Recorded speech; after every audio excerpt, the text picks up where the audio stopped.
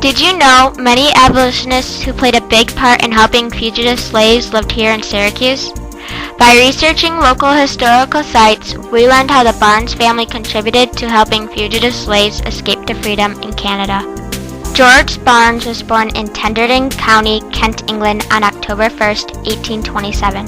His parents were James Barnes and Sarah Shillings. Rebecca Hermans was raised by her uncle John Wilkinson.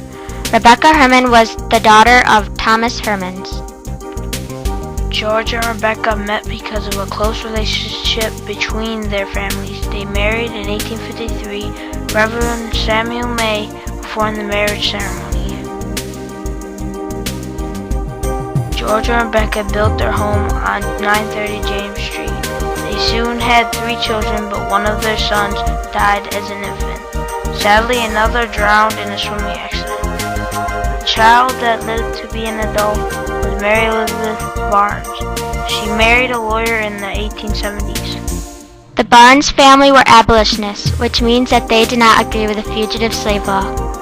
The Barnes were not the only abolitionists in Syracuse. They worked closely with the Sedgwicks and Wilkinsons. They were called the Trio families because they all worked together as lawyers. They were all very wealthy and they all lived close to each other. Included in the movement was Reverend Samuel May, who was present in some of the meetings in the library at the Barnes home. Did you know that the women were not allowed to take part in the meeting for freeing fugitive slaves? Also, they would not get credit for helping free the fugitive slaves. George and Rebecca Barnes sacrificed their wealth and could have lost their business, home, and freedom for helping free fugitive slaves. As evidence of their willingness to sacrifice, the Barnes and the Sedgwicks gave bail money to abolitionists involved in the Jay Rescue. George Barnes, along with others, signed a bail for $2,000 each for a group of white men. The reason why they were sick of it was because they were not considered human and they had to work day and night in the fields under the hot sun. Barnes also signed a bail for $4,000 for William Thompson, an African American.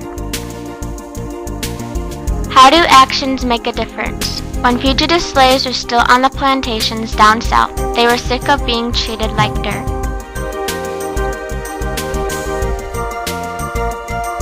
So a brave woman, Harriet Tubman, decided to do something about it.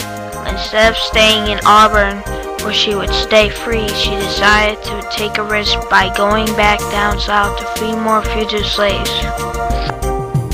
She used the North Star to help her on her journey, guiding runaway slaves northward. As you could see, Harriet Tubman's actions made a difference for many. The Barnes family and Harriet Tubman were very similar. They both helped free many fugitive slaves, but they did it differently. The Barnes family waited for fugitive slaves to come to them. Harriet Tubman went back down south to free slaves. Do you know why some people do not make a difference? Well, some people who want to make a difference know how they are going to make a difference. Meanwhile, some people want to make a difference but just don't know how to start. The debate of slavery began with Columbus and Europeans colonizing the Americas. Slavery officially ended in the year 1863, but we still have some slavery today.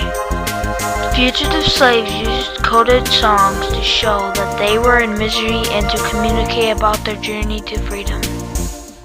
The Barnes family made a huge difference in freeing fugitive slaves. George Barnes owned a railroad lumber company that transported goods to Canada. This was the perfect way to transport fugitives to freedom. The reason why no one questioned the Barnes was because they were lawyers and very wealthy. After many years of helping slaves achieve freedom, Rebecca died in 1894 and George Barnes died in 1903. Would you agree that these were very significant historic people? Can you imagine being part of the Jay Rescue and other such important events in history?